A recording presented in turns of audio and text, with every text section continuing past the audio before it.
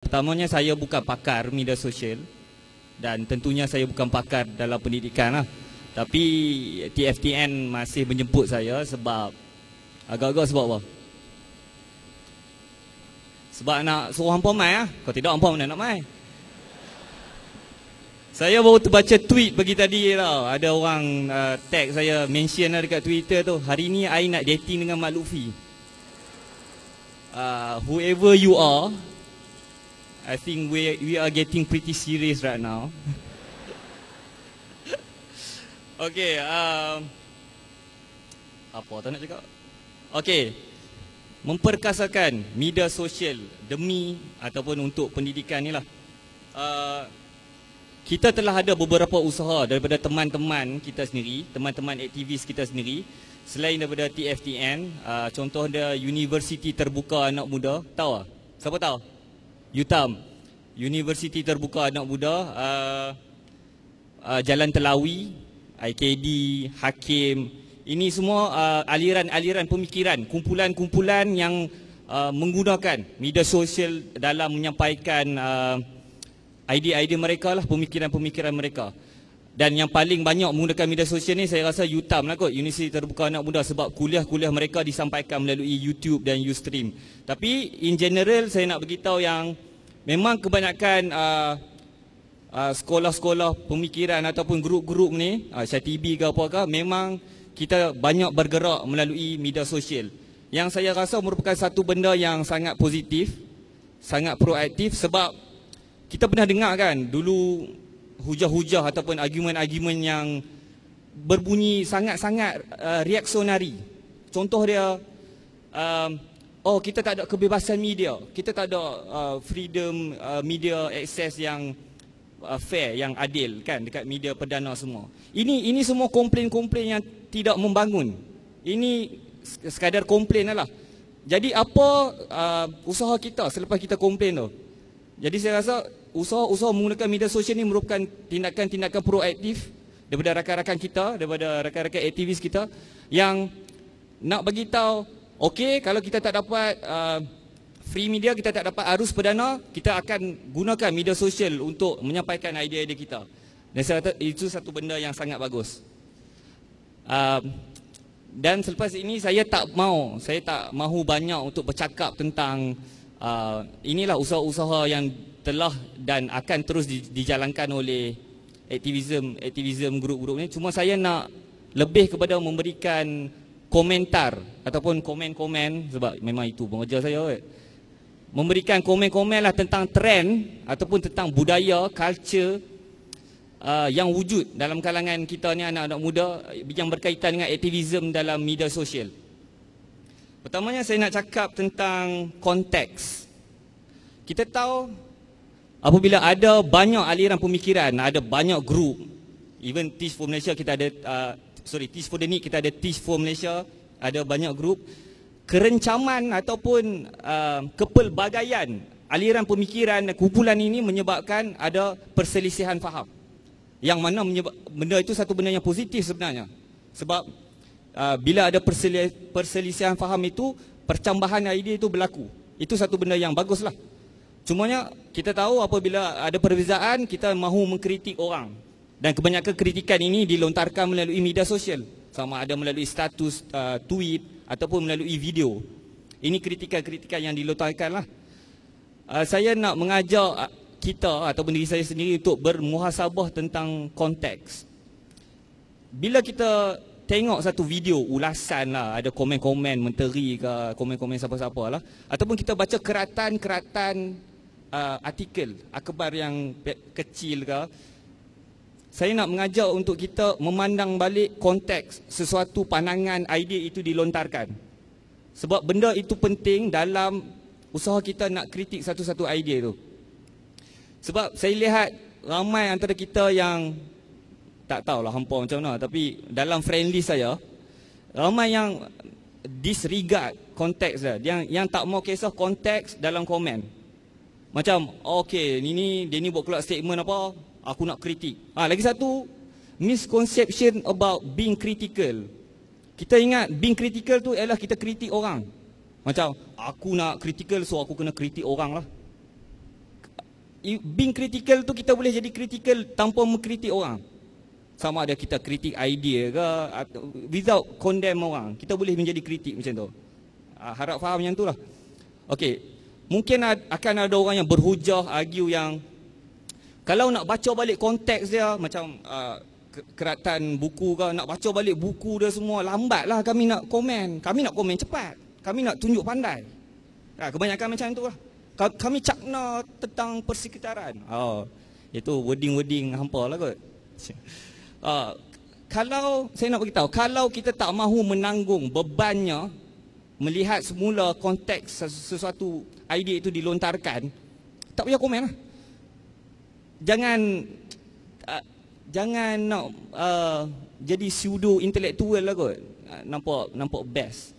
Nampak okay, I know about this stuff and I have to prove it. Macam tu. Okey lah, mungkin lah nak beritahu yang tak, saya still nak komen, tapi saya tak ada masa lah nak tengok balik the whole video clip ke, the whole book ke. Saya tak ada masa lah, saya busy. Mungkin kita boleh lontarkan komentar-komentar yang berintonasikan, yang bernada soalan. Contoh dia macam, saya faham apa yang menteri ni cakap ataupun apa yang orang ni cakap begini, betul ke pemahaman saya? Macam tu soalan dia.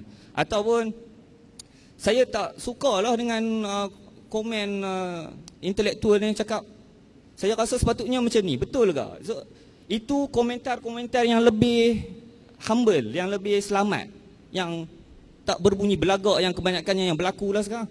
Macam contoh dia, hampa tahu lah, hampa ada Facebook kan, bodoh punya bla bla bla, apa punya komen macam ni, nenek aku boleh komen bagus daripada ni, macai macam tu. Sorry.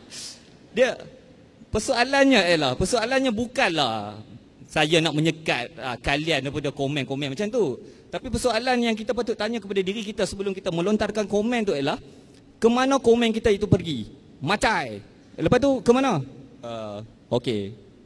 Dia ke mana? Sepatutnya komen-komen yang dilontarkan ataupun kritikan-kritikan yang dilontarkan itu sepatutnya mencerahkan lagi isu tersebut.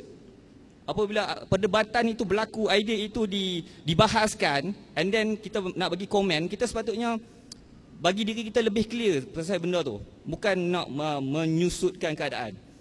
Dan lagi satu, sebelum komen tu mungkin kita boleh tanya kepada diri kita, sama ada kita benar-benar serius nak faham tentang sesuatu isu, sesuatu idea itu, ataupun sebenarnya kita nak memberi makan ego kita, feed our ego. Bukan. Kita nak mengagungkan ego kita. Kita nak buat kepala tahu lah. Kita betul tanya soalan tu lah, sama ada kita betul-betul nak jelaskan, kita nak tahu benda tu, ataupun kita nak tunjuk pandai. Itu tentang konteks. Lagi satu tentang konteks ni ialah tentang tarikh. Saya cakap ni benda-benda yang simple-simple lah kot, tarikh. Sesuatu artikel itu dipublish pada tarikh tertentu, video itu dipublish pada tarikh tertentu. Dan benda itu harus kita lihat sebelum kita komen. Sebab saya ada seorang kawan, tak mau sebut nama lah. Dia tak suka dekat satu aliran pemikiran ni. Dia tak suka. Lepas tu dia ambil yang video untuk grup tu yang 5-6 tahun lepas. Lepas tu dia post, lepas tu dia hentam. Dia kata, apalah tengoklah grup ni. Ini grup yang tak bagus pemikiran, kolot apa. Dude, video tu was posted like 6 years ago kan. So dia tak tahulah sama ada dia tengok ke tak tarikh tu. Cuma saya nak beritahu, tarikh itu penting dalam penilaian kita, dalam usaha untuk contextualize sesuatu material itu.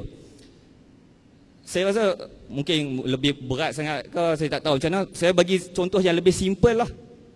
Saya pernah di interview lah last year tentang Facebook page dengan Twitter account. Saya rasa ni ramai-ramai tahu kot. Dia tanya, Mak Luffy ada tak Facebook dengan Twitter account? Masa tu saya baru balik tahun lepas, saya kata saya tak ada. Saya tak ada Facebook and Twitter account. So lepas tu a few months after that, saya mengambil alih Facebook dan Twitter account tu, dan sekarang saya ada lah. So sekarang ni ada orang duk hentam saya, tipu, Mak Luffy tak ada Facebook dan Twitter account tipu, hang ni fake, hang ni fake. Saya sampai pagi-pagi saya kena kerat tangan saya tengok saya berdarah ke tak, supaya saya tahu saya fake ke tak. Sebab saya sangat husnuzon lah, tak ada. Mungkin dia betul lah kot. Dan alhamdulillah saya tak fake. Itu antara contoh klasik lah, macam mana tengoklah tarikh video tu dikeluarkan bila. Dan kita kena tahu orang tu boleh berubah. Aliran pemikiran itu boleh berubah. Benda yang lama dia boleh berubah sekarang. Benda ni saya rasa satu benda yang bermasalah. Imagine kalau future wife saya, dia jenis yang tak tengok konteks. Dan ada video sekarang kalau orang interview, Ahmad Lufi dah kahwin, belum kahwin. Lepas tu lepas kahwin dia tengok video tu.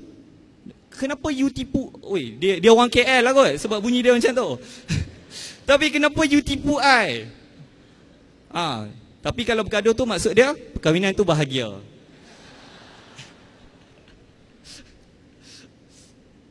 Okey, itu poin pertama tadi tentang konteks lah. Harapnya sambil gelak-gelak ni bolehlah kita dapat manfaat sikit. Yang keduanya saya nak cakap tentang ilusi pengetahuan, knowledge, ilmu. Kita selalu ingat yang orang dulu tak ada apa-apa, ada paper ya, newspaper, so pemikiran mereka tak terbuka, mereka tak tahu banyak benda. Kenapa bila nak buruk-buruk suara dia jadi macam ni? So macam tu. So kita sekarang ada apa? Wikipedia, Google, kita ada kawan-kawan yang menulis-nulis. So kita ingat kita ada pengetahuan. Benda yang kita tengok di skrin itu, Wikipedia, Google, kita nak tahu benda tu bukan pengetahuan. Kita kena faham benda tu bukan pengetahuan. Saya ambil sebab saya attend lecture Profesor Syed Nakib Al-Atas, dia ada cakap pasal benda ni.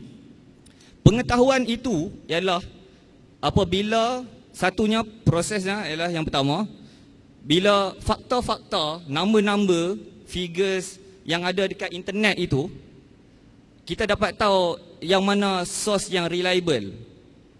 And then itu step pertama, source yang reliable. Step kedua ialah ambil source yang reliable itu dan kita kaji dengan metodologi yang betul. Kita ada cara kita judge yang betul lah, macam mesin. So ada input, ada mesin yang functional, and then dia keluarkan output yang bagus. So working methodology tu, mesin tu harus ada supaya dia dapat keluar output yang betul. Dan output yang betul itu ialah pengetahuan. Ada sesetengah case di mana input dia dah betul, dia dah select dah material yang betul, information yang betul, mesin dia pun betul, tapi output dia still salah. Ada possibility untuk macam tu. Dan dia ingat benda tu ialah benda betul, ilmu pengetahuan. Itulah saya nak cakap tentang ilusi pengetahuan. Ada satu cerita yang famous lah, rasanya ramai yang pernah dengar kot, tentang seorang profesor yang dia nak mengkaji tentang hubungan antara jauh katak melompat dengan bilangan kaki katak. Famous lah. Ni bukan cerita saya lagi best pada ni. So profesor ni buat apa? So masa katak tu ada 4 kaki, dia suruh lah katak tu lompat. Katak memang suka pelompat, katak binatang atau katak politik. So bila katak tu melompat 4 kaki, and then dia tulis lah jauh katak ni lompat jauh 4 kaki. Dia potong 1 kaki tinggal 3, kurang jauh. Lepas tu dia potong lagi tinggal 2 kaki, dekat. Bila dia potong kaki yang last tu, katak tu dah tak ada kaki. Conclusion dia tulis apa? Katak yang tak ada 4 kaki pekak. Sebab katak tu tak melompat. Conclusion dia pekak. Ini contoh di mana material dia betul, fakta dia semua betul, research dia pun betul, tapi output dia salah. Itulah antara saya nak beritahu analogi contoh dia lah. Okey. Last kali saya nak cakap tentang satu sentimen ataupun satu perasaan di mana kalau hampa dah mula join satu-satu group ataupun macam mana, rasa yang group kita ni lagi better lah daripada group lain, kan? rasa macam tu. Contoh saya duduk, sebab saya ni ramai lah kawan-kawan aktivis, saya duduk baca lah kritikan antara mereka tu kadang-kadang pelik juga. Contoh dia macam grup kami lagi bagus daripada grup hampa sebab kami lebih merakyat, kami lebih membumi. Itu ayat-ayat dia, bunyi-bunyi dia tu. Hampa sekadar berkuliah, berteori di dalam dewan kuliah yang ada penghawa dingin. Itu semua ayat-ayat geng-geng kita lah. Ini saya nak ulas sikit tentang perkara ni sebab kekuatan dan masa setiap grup itu lain. Kalau yang dah pandai untuk dalam akademik, pandai berfikir, rajin membaca, then grup itu patut membincangkan tentang polisi, tentang teori, memperdebatkan idea. Grup yang ada tenaga kerja, yang fizikal, yang ada kekuatan dan banyak anggota, then boleh je buat kerja yang lain lah daripada kerja-kerja akademik. Dan kedua-dua grup ini tak perlu pun saling-saling nak menjatuhkan. Tak faham apa sebab pun nak menjatuhkan. Dia somehow ada perasaan yang hulia dan down tu. Tapi dari segi yang dari segi yang kebaikan aku lebih baik daripada kebaikan hang. Pelik kan bunyi dia. Patutnya macam kebaikan aku lebih baik daripada keburukan hang ke, macam tu kan. Tapi hang baik, but I'm better dude, macam tu lah. Dia ada. So saya nak beritahu ini budaya yang saya kira tidak sihat dan kita patut jauhkan lah. Kalau kita nak mengajar dengan falsafah cinta ataupun kasih sayang, saya rasa kita patut start dengan diri kita, dengan grup kita, dan kita limpahkan yang kasih sayang kita tu terhadap grup yang lain, even yang tak sama lah pemikiran dengan kita, yang grup yang asyik duk cantah kita ke, asyik duk lawan argue ke apa. Saya rasa jika kita berjaya mencapai tahap yang sebegitu, sehingga kita berkasih sayang dengan orang yang tidak sama aliran pemikiran dengan kita, saya rasa kita akan dapat berjaya lah mencapai pendidikan yang berfalsafahkan cinta. Saya rasa setakat itu je. Wabillahi taufiq wal hidayah. Wassalamualaikum warahmatullahi wabarakatuh. Yang saya hormati, yang berhormat Nurul Izzah, Ahli Parlimen Lembah Bantai, Asmida alias Co-founder Teach for the Needs, Anas Alam Faizli, CEO TFTN, Saudari Nur Ziati Rosman, COO TFTN,